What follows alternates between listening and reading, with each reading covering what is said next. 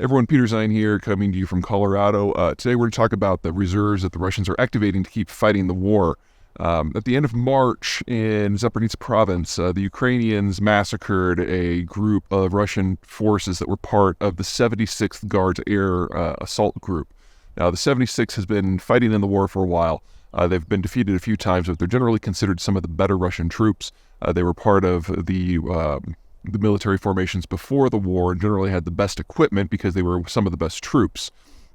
Well, when they came up against Ukrainian forces this most recent time, they were fighting in T-55 tanks, which were tanks that were built right at the beginning of the Cold War back in the 50s. So these things have been considered by Russian standards outdated by over a half a century, and yet here they are being used by the elite forces.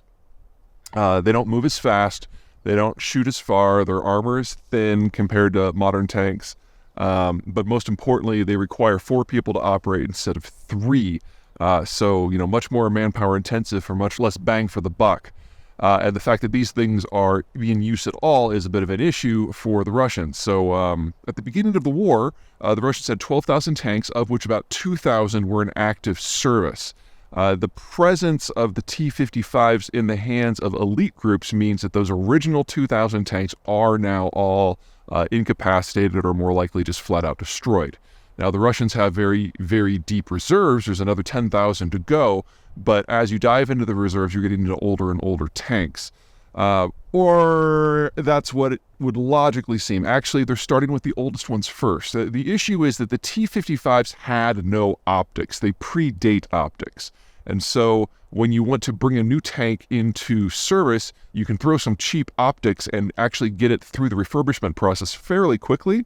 Where if you have a newer tank, say a T-72 or something newer, those had optics. But it's been 30 years that they've been in storage, and so all the seals have gone and the wiring's bad, and so you need to replace something that was already there as opposed to slap something aftermarket on it in the first place. That requires more advanced equipment, a lot of which the Russians don't have anymore. And so the T-72s and newer tanks take a lot more effort to refurbish, so the Russians are starting with the old tanks.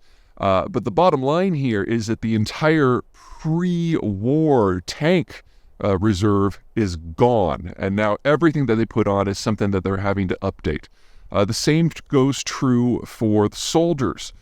Based on whose numbers you're believing, it's somewhere between 550,000 and 750,000 Russians have been killed or incapacitated by the conflict so far. Well, that is the entire pre-war army.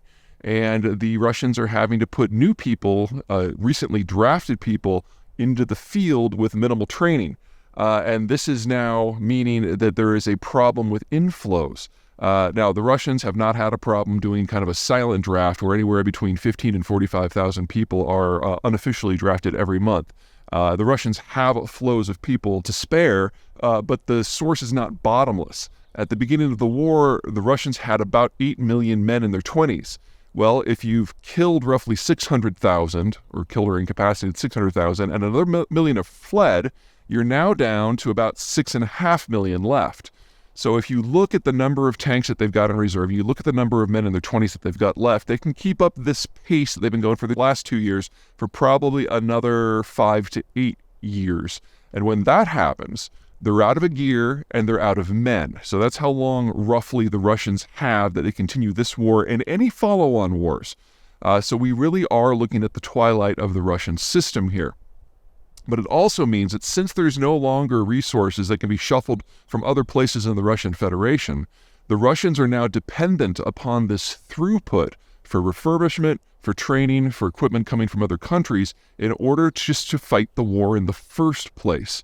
So the situation in Ukraine for the Ukrainians isn't great, but the Russians have now run out of stuff to reposition, and they're dependent upon that throughput.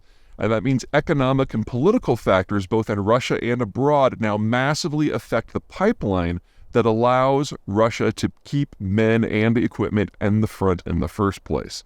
So we need to watch the Russian space and the adjacent countries much more closely now than we have, because there's no longer any depth to what the Russians can do. As soon as they get something, they throw it into the front, because if they don't, the front gets empty.